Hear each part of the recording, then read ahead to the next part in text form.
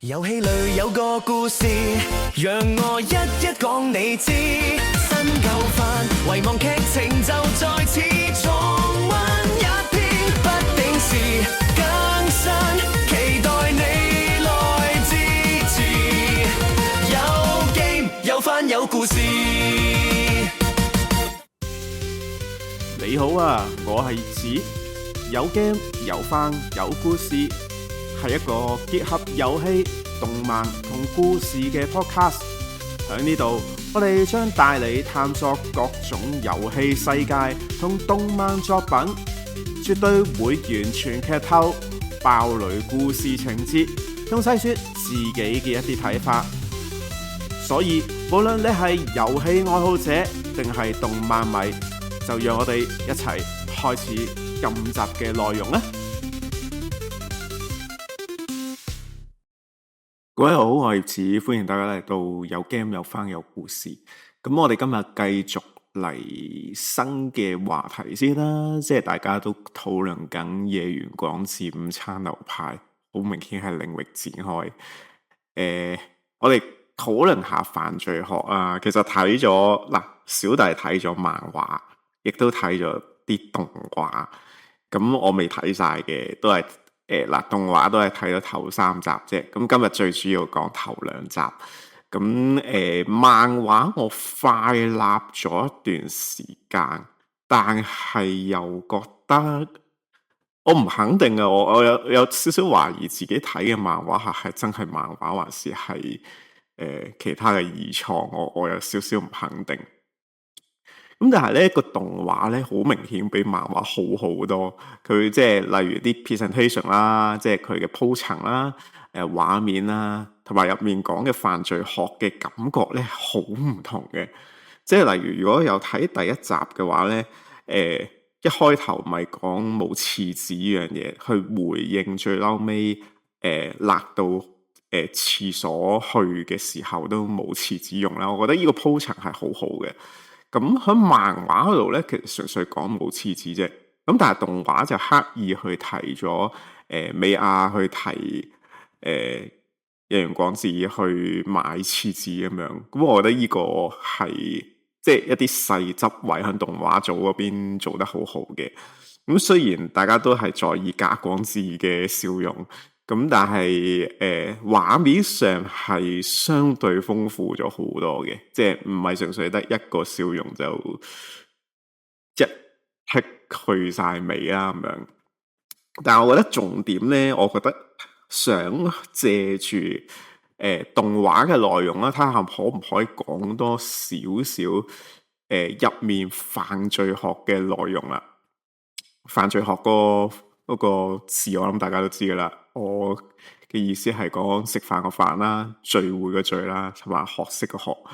咁因為我覺得好有趣噶，響動畫嘅層面嚟講咧，野原廣志諗嗰啲嘢咧，基本上都係我自己諗到嘅嘢嚟嘅。即係到底食飯要點樣咧？有啲咩考慮咧？好多唔同嘅。即係細節喺入面咁樣，我覺得絕對係可以開一個podcast 嘅節目去同大家講一講咁樣。咁今日就開始呢個話題，我睇下頭嗰2個講唔講得到夠鐘先。咁咧第1集咧就即係有2個故事嘅，我先講咗咖喱嗰個先。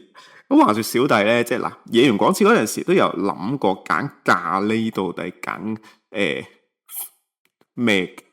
我記得好似係飯嚟嘅啫，純粹。咁但係咧，如果響香港呢邊去食印度咖喱或者比較接近果式咖喱嘅話咧，咁其實都有得揀嘅，有飯俾你揀啦，有烤餅俾你揀啦，甚至我驚住記錯咗海南雞飯，我唔記得咗有冇黃飯呢樣嘢嘅。咁所以通常都會有2個選擇啦。咁喺呢2個選擇之下咧，小弟係傾向揀烤餅為主嘅，因為飯嚟講咧，正常你即係都容易食到嘅。雖然2個飯係唔同嘅，但係如果你覺得嗰餐係食餅嘅話咧，好似成件事又好舒暢咁樣，好似食咖喱就係要配烤餅嘅感覺，所以我都傾向食餅嘅。雖然有好多唔同嘅理論啦，即係例如啊，你點個咖喱咁，其實飯係溶得多啲，會惹味啲喎。或者另外有啲 selling point 就係講緊個飯其實唔係我哋平時食開嗰啲類似珍珠米啊，或者我哋平時即係泰國米嗰類啦，咁樣係純粹比較長條粒嗰啲，係比較對於我嚟講，我特別中意嘅，即係一粒粒嗰種感覺咁樣。咁所以我就會覺得兩個都有陣時，不過睇情況咯，即係都係睇心情考慮嘅啫。不過我都係傾向烤餅嗰邊為主嘅。咁第二個選擇咧就係雞對羊啦。咁我諗有啲人係唔食羊嘅，可能驚臊啦。咁小弟都怕臊嘅，有陣時食得太臊嗰啲嘢咧，就覺得好接受唔到啦咁樣。咁有緣廣智嗰邊咧係揀咗羊嘅，因為都好似係少食嘅。咁但係我自己覺得我穩陣咧，我都會偏向咖喱雞嗰邊為主嘅，因為始終大路少少。咁你話羊係接受唔到，我又覺得又唔係食得到好大分別咯。可能係因為怕臊嗰個味道而導致到有呢個咁嘅感覺啦咁樣。咁而辣度咧，有緣廣智係點咗大辣嘅，我記得。咁但係對於唔食得辣嘅我嚟講咧，其實我就唔係好想點到好辣。咁而我反而咧，縱使辣嚟講咧，我都唔係咁想點啲辣嘅嘢去食嘅。少少辣還可以。咁所以你話咖喱，我會唔會特登點啲好辣嘅咖喱咧？我就唔會嘅。不過我又覺得神奇嘅，縱使係印度咖喱嚟講咧，有陣時你以為佢好辣啦，咁但係其實都唔係辣嘅，有啲感覺似係日系咖喱咧，佢有少少甜嘅感覺。咁當然啦，亦都睇你唔同嘅調味啦，咁樣即係導致到底件事係辣定唔辣咧咁樣。咁既然覺得辣啦，都要講下點樣解辣啦。咁你會揀牛奶定汽水？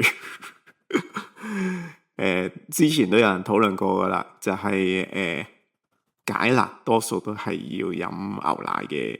咁但係亦都何來即係正正常常，我咁多年以嚟我都唔係好覺嚇，即係除咗茶餐廳都或者有機會有，我暫時真係好少見一間餐廳會特登有支奶可以俾你去兌嘅咁樣。咁而另外一個錯覺咧，就係如果真係用汽水咧，應該會滋嘅，即係你會辣上加辣嘅，令到你嘅辣力更加揮發、更加刺激、更加恐怖咁樣。咁所以其實咖喱就大概就會諗起呢啲話題啦。咁去到第一集嘅下半節咧，就講到二人嘅飯局。咁我諗返工嘅大家咧，都有陣時都會諗起啦，即係到底你係遲食飯嘅人咧，定係早食飯嘅人咧？我覺得真係睇公司文化嘅。試過有啲公司佢哋係非常之準時食飯嘅，即係因為又未至於去到打卡嘅，因為係即係大家習慣啦。咁但係有啲比較 free 啲嘅公司咧，咁佢哋即係越推越遲，越推越遲，我唔知點解，可能返得早啦，或者本身大家又唔係好餓咁樣，跟住將個食飯時間越嚟越遲咁樣，即係遲到可以2-3點都有可以嘅。咁而當你同同事食飯或者同同學仔食飯啦，會叫埋同一碟嘢咧，小弟我自己係傾向去睇下人哋叫咩先嘅。咁我係中意睇下隔離台啊咁樣，睇下有冇啲特別。好明顯我係睇樣嘅，即係睇下件嘢 O 唔 OK，跟住再決定食唔食咁樣。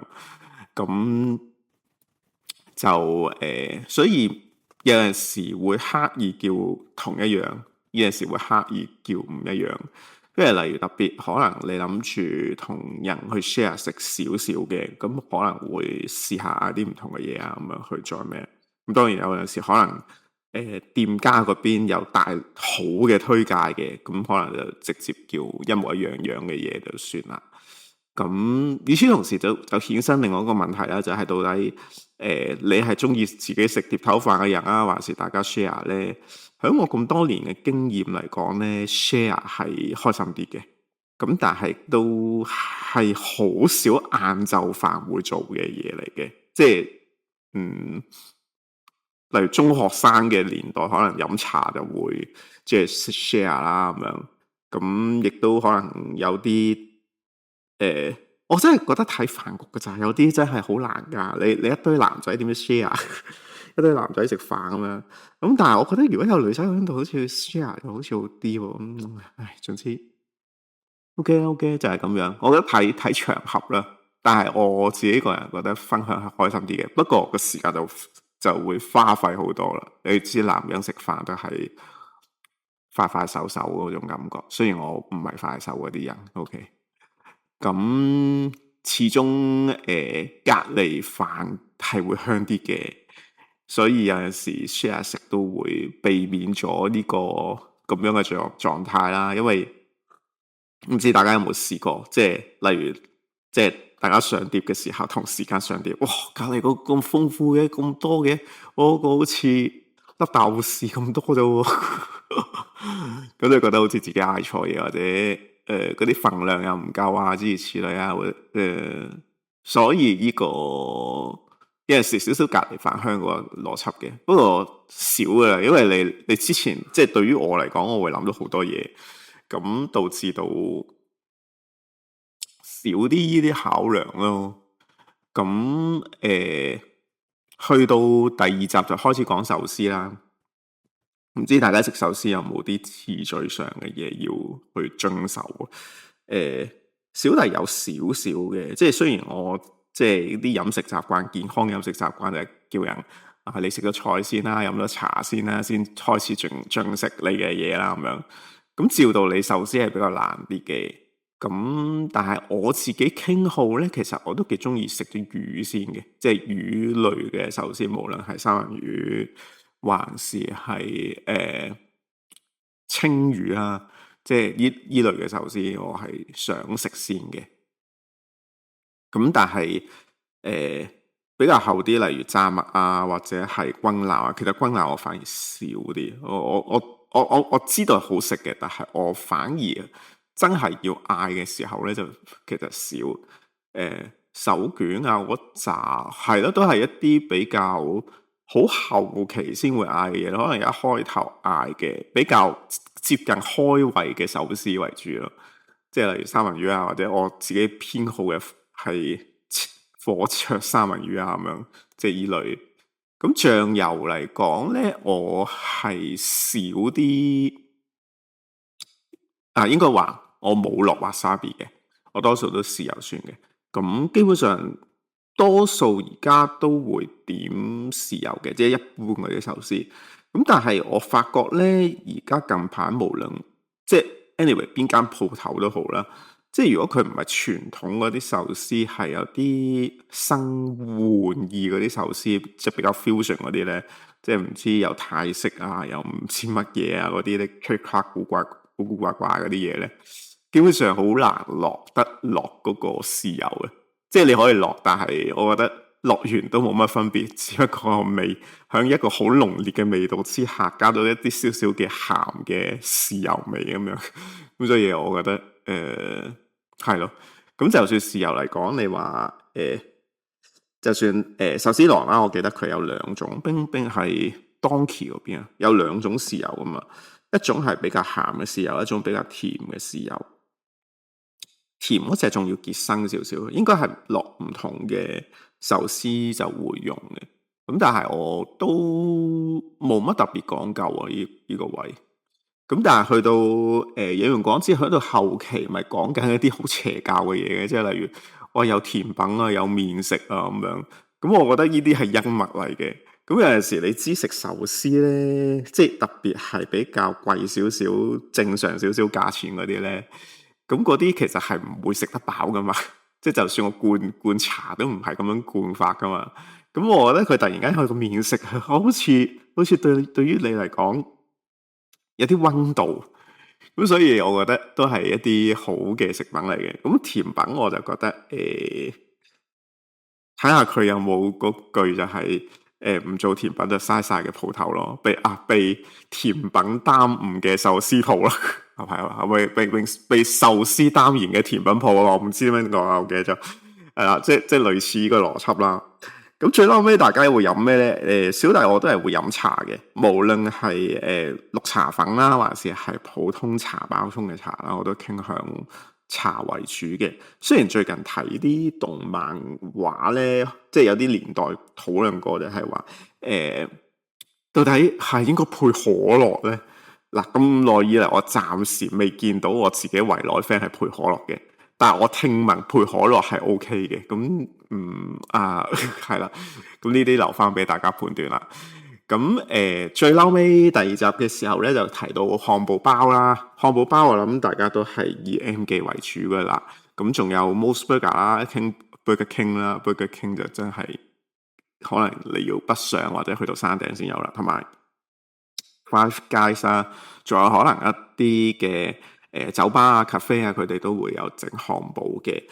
咁但係對於有人講叫嗰個牛油果漢堡真係有點新鮮嗱，牛油果配三文治，我係覺得 OK 嘅，係幾 fresh 嘅件事。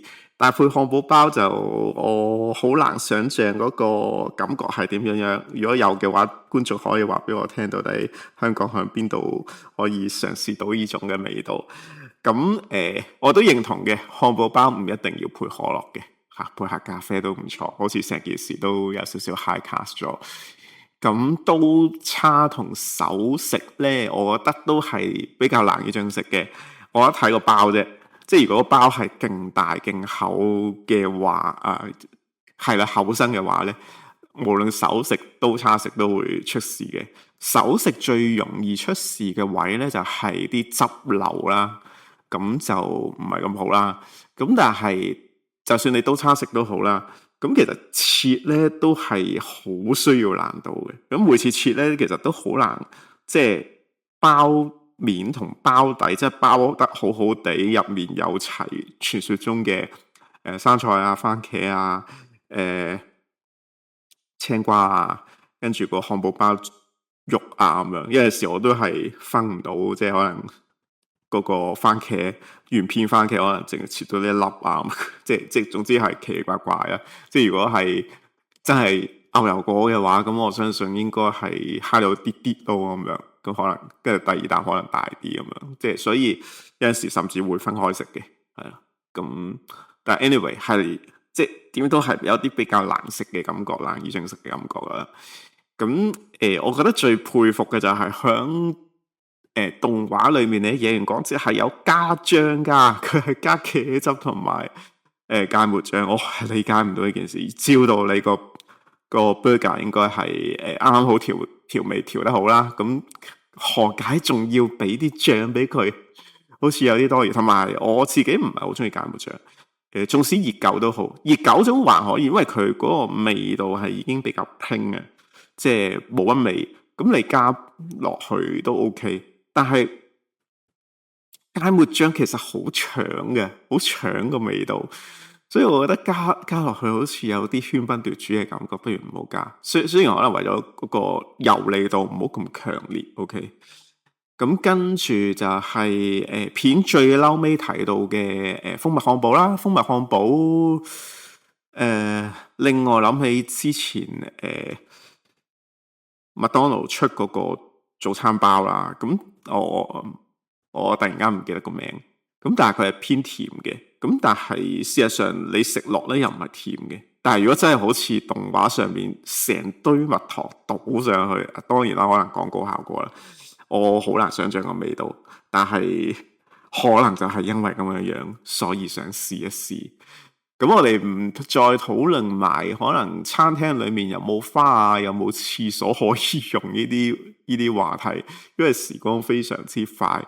咁但係如果你睇到野原廣志午餐流派入邊有唔同嘅佢自己嘅 FF 嘅諗法，你有意見或者有想留言嘅話咧，咁都可以喺樓下留言啦。亦都或者如果你有自己食嘅嘢或者一啲你自己獨有嘅流派去分享，都歡迎你喺下面留言話俾我聽，同我聯絡。